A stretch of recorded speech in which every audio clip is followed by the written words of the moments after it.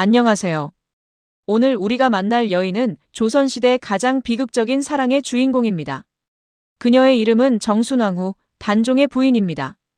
그녀는 여산송씨 가문의 딸로 태어났고 14세에 왕비가 되었습니다. 하지만 불과 3년 뒤 그녀는 모든 것을 잃었습니다. 17세의 나이에 남편을 떠나보내야 했고 이후 64년을 혼자 살아가야 했습니다.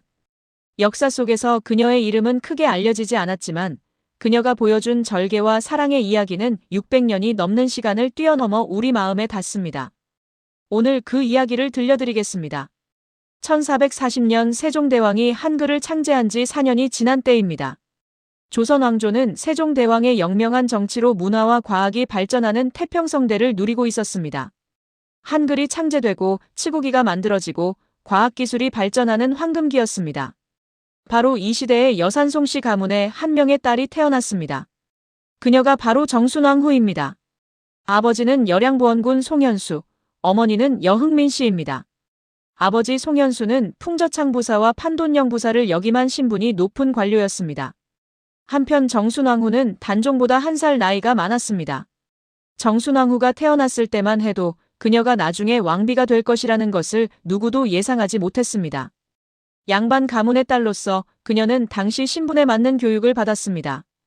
유교의 기본을 배우고 여성으로서 갖춰야 할 덕목인 효도와 순종, 그리고 절개에 대해 학습했을 것입니다. 더불어 한글과 한문을 배우고 음악과 바느질 같은 여성의 기회도 익혔을 것으로 보입니다. 아버지 송현수는 이미 신분이 높은 관료였습니다. 따라서 정순왕후는 중인 가문의 딸이 아니라 양반 가문의 딸로서 교육을 받았습니다. 15세기 조선 사회에서 여인의 운명은 결혼으로 결정되었습니다. 좋은 신분의 남편을 만나는 것이 곧 가문의 영광이자 개인의 행운이었던 시대입니다. 정순왕후의 부모는 딸을 잘 교육시킴으로써 더 나은 신분의 가정으로 시집 보낼 수 있기를 바랐을 것입니다. 1454년 정순왕후는 14세의 나이에 당시 13세의 어린 왕 단종과 혼인하게 됩니다. 단종은 세종대왕의 손자이며 당시 조선의 제6대 임금입니다. 다만 그는 매우 어린 나이에 왕위에 올랐습니다. 1452년 불과 12세의 나이에 아버지 문종이 39세의 젊은 나이에 돌아가시면서 단종이 왕위를 계승하게 되었던 것입니다. 두 어린 사람이 함께 왕과 왕비가 되는 상황 자체가 매우 이례적이었습니다. 일반적으로 어린 왕이 즉위했을 때는 어머니인 대비나 다른 성인 남성 친척이 정권을 담당했습니다.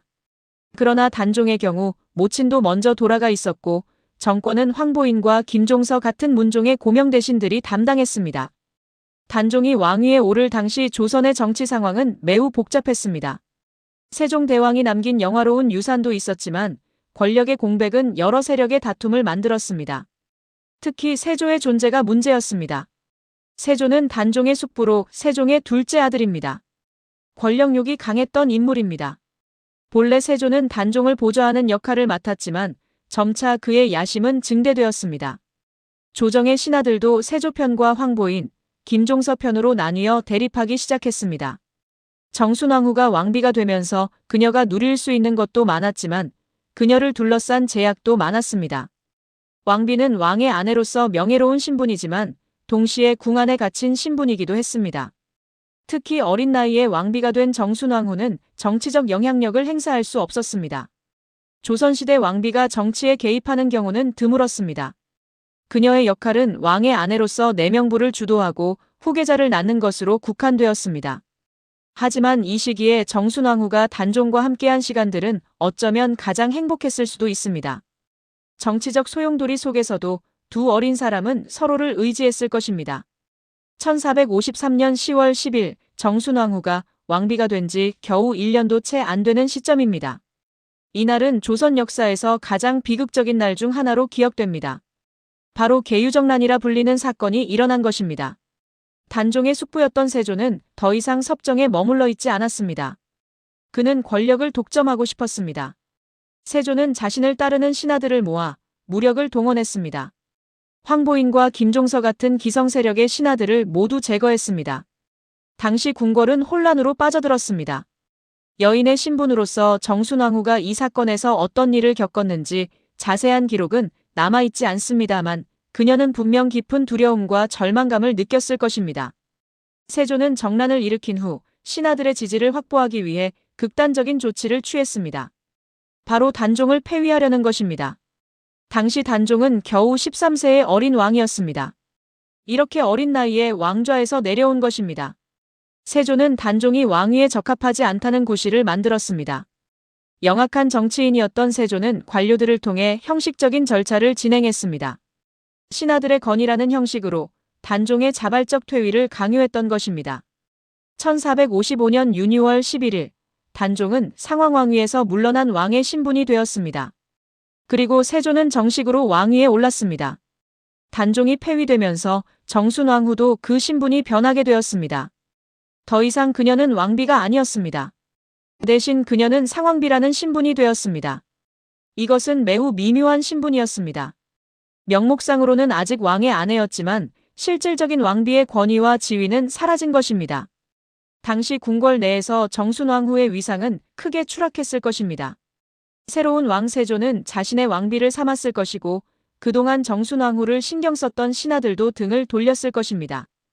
하지만 이것은 정순왕후의 비극이 시작된 것에 불과했습니다. 세조는 단종의 존재를 점차 위협으로 느끼기 시작했습니다. 계유정난 후 몇 년이 지나면서 단종을 복위시키려는 세력들이 존재한다는 사실을 깨달았던 것입니다. 이들 단종 복위 세력은 세조 정권의 안정을 위협했습니다. 1457년 6월 결정적인 사건이 일어났습니다. 단종의 장인인 송현수와 권환 등이 단종 복위를 모의했다는 혐의가 드러난 것입니다. 이 사건으로 세조는 더 이상 단종을 서울에 두고 싶어 하지 않았습니다. 세조의 선택은 단종을 강원도 영월로 보내는 것이었습니다. 1457년 7월 12일, 세조는 단종을 노산군으로 강등시키고 영월로 유배 보냈습니다. 이것은 공식적으로는 이주라는 명목이었지만 실질적으로는 유배였습니다. 정순왕후는 어떤 선택을 했을까요? 왕비로서의 신분이 이미 사라진 상황이었습니다. 그녀도 궁궐에서 쫓겨나기 시작했습니다. 남편의 곁을 떠나는 것이 현명한 선택이었을 수도 있습니다. 하지만 역사에 기록된 정순왕후의 행동은 달랐습니다. 정순왕후는 남편을 따라갔습니다. 왕이 아닌 상황, 더 정확히는 노산군이 되어버린 남편을 따라간 것입니다. 이 결정은 매우 용감한 것이었습니다. 왕의 눈에 거슬릴 수 있는 행동이었기 때문입니다. 영월에서의 생활이 어떠했는지 역사 기록은 상세하지 않습니다. 하지만 상상해 볼 수 있습니다. 한때 조선의 왕비였던 정순왕후는 이제 한 도시의 노산군의 아내일 뿐이었습니다. 영월은 강원도의 산골 지역이었습니다. 영월의 청령포는 서강으로 둘러싸인 외딴 지역으로 단종은 이곳에서 고립된 채 지낼 수밖에 없었습니다. 정순왕후는 여기서 낮은 신분의 여인으로서 조용히 살아야 했습니다.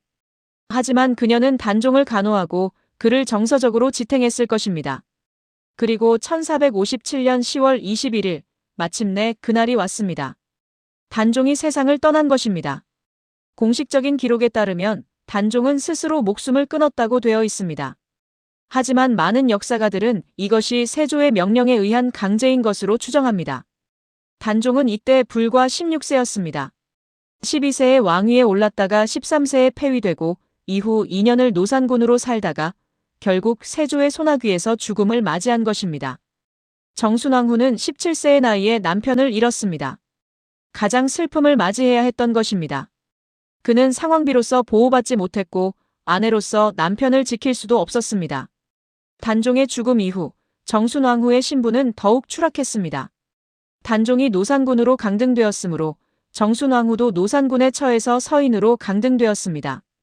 그녀는 왕족의 신분도 잃고 궁궐에서 나가 평민의 신분으로 살아가야 했습니다. 1457년 단종의 죽음 이후 정순왕후는 과부가 되었습니다. 당시 조선 사회에서 과부의 신분은 매우 제한적이었습니다. 특히 왕이나 왕족과 관련된 과부의 신분은 더욱 조심스러운 것이었습니다. 정순왕후는 더 이상 궁궐에서의 특별한 역할이 없었습니다. 그녀는 사실상 고아가 된 것이나 마찬가지였습니다. 남편이 죽었고 그녀는 더 이상 어떤 권력 세력의 부인도 아니었습니다. 심지어 그녀의 친정 아버지 송현수까지도 1457년 10월 21일 단종이 죽은 같은 날에 과천에서 사형을 당했습니다. 하지만 정순왕후는 절개를 지키기로 결심했습니다. 조선시대에서 절개는 여인의 최고의 덕목이었습니다. 특히 왕족의 여인으로서, 단종의 아내로서 다른 남편을 삼지 않고 살아가는 것은 큰 명예였습니다. 정순왕후의 절개에 관한 몇 가지 일화가 전해지고 있습니다. 물론 이들이 모두 사실인지는 역사가들 사이에서도 논쟁이 있습니다만 이들 이야기는 정순왕후가 어떤 인물이었는지를 보여줍니다. 한 가지 알려진 이야기는 세조가 정순왕후의 절개에 감명받아 그녀를 특별히 대우했다는 것입니다. 세조는 자신이 단종을 죽음으로 몰았던 입장에서 정순왕후를 마주할 때마다 죄책감을 느꼈을 것이라는 추측입니다. 세조도 현명한 정치인이었기에 정순왕후의 절개를 인정함으로써 자신의 명예를 지키려 했을 가능성이 있습니다. 또 다른 이야기는 정순왕후가 어떤 유혹에도 응하지 않았다는 것입니다. 당시 권력 있는 신하나 왕족의 사람들이 그녀에게 재혼을 권했을지도 모릅니다. 하지만 정순왕후는 이를 모두 거부했습니다. 1457년부터 1521년까지 정순왕후는 64년을 과부로서 살아갔습니다. 이것은 매우 긴 세월입니다. 17세에 남편을 잃어 과부가 되어 82세의 나이에 죽음을 맞이한 것입니다. 정순왕후는 이 긴 세월 동안 무엇을 하며 지냈을까요? 기록에는 많이 남아있지 않습니다. 하지만 우리는 추측할 수 있습니다. 그녀는 단종을 기리는 마음으로 조용하고 경건한 삶을 살았을 것입니다. 어쩌면 불교에 귀의했을 수도 있습니다. 당시 많은 귀부인들이 남편을 잃은 후 불교를 통해 위로를 삼았기 때문입니다. 그녀는 아마도 단종의 묘에 참배했을 것입니다. 단종이 묻힌 영월의 장릉을 찾아 참배했을 것입니다. 아마도 혼자 집에 앉아 단종을 그리워하는 시간을 많이 가졌을 것입니다. 정순왕후의 삶은 비록 비극적이었지만 조선시대 사회가 추구했던 이상적인 여인상을 잘 보여줍니다. 그것이 바로 절개입니다. 조선은 유교를 국교로 삼은 나라였습니다. 특히 주자학의 영향을 강하게 받았습니다. 주자학은 여성의 역할을 남편에 대한 충절과 절개로 규정했습니다. 한번 정한 남편을 평생 섬기는 것, 남편이 죽은 후에도 다른 남편을 두지 않는 것이 여성의 최고의 덕목이라고 본 것입니다. 정순왕후는 이러한 조선사회의 이상을 몸소 실천한 여인이었습니다. 그녀는 상왕비로서, 노산군의 아내로서, 그리고 과부로서 절개를 지켰습니다. 이러한 이유로 정순왕후는 조선사회에서 존경받는 여인의 전형이 되었습니다. 정순왕후에 대한 역사적 평가는 어떻게 이루어질까요? 먼저 객관적 입장에서 생각해 봅시다. 정순왕후는 조선 초기 왕족의 아내로서 비극적인 정치 상황의 피해자였습니다. 그녀는 자신의 신분 상승과 추락을 모두 경험했습니다. 14세에 왕비가 되었다가 그 1년 뒤에 모든 것을 잃었습니다. 하지만 그녀의 삶에서 가장 주목할 점은 그녀의 절개입니다. 비록 남편이 세조에게 폐위되고 유배를 가고 죽임을 당했지만 그녀는 절개를 지켰습니다. 이것은 단순한 개인의 도덕적 실천을 넘어 남편의 명예를 지키는 행동이기도 했습니다. 또한 정순왕후의 이야기는 절대권력 앞에서의 무력함과 그 속에서의 인간적 존엄성을 보여줍니다. 비록 세조의 권력 앞에서 아무것도 할 수 없었지만 정순왕후는 자신의 인격과 절개로서 세조를 초월했던 것입니다. 세조도 결국 정순왕후를 죽이지 못했고 그녀의 절개를 인정할 수밖에 없었습니다. 여러분, 정순왕후의 삶을 따라가며 우리가 무엇을 느꼈을까요? 그녀는 가장 행복한 순간도 경험했습니다. 14세의 왕비가 되었을 때의 영광, 단종과 함께하던 초기 세월의 행복 말입니다. 그녀는 또한 가장 깊은 절망도 경험했습니다. 계유정난으로 모든 것을 잃었을 때, 남편이 영월로 유배를 갈 때, 그리고 단종이 죽음을 맞이했을 때의 절망 말입니다. 하지만 그 모든 시련 속에서도 정순왕후는 절개를 지켰습니다. 이것은 비극 속에서 발견할 수 있는 인간의 존엄성에 대한 이야기입니다. 600년이 넘는 시간을 건너 우리의 마음에 닿습니다. 오늘 정순왕후 절개의 여인, 역사 속의 사랑에 대한 이야기를 여기서 마치겠습니다. 내용이 도움이 되었다면 좋아요, 구독, 알림 설정 감사합니다. 시청해주셔서 감사합니다.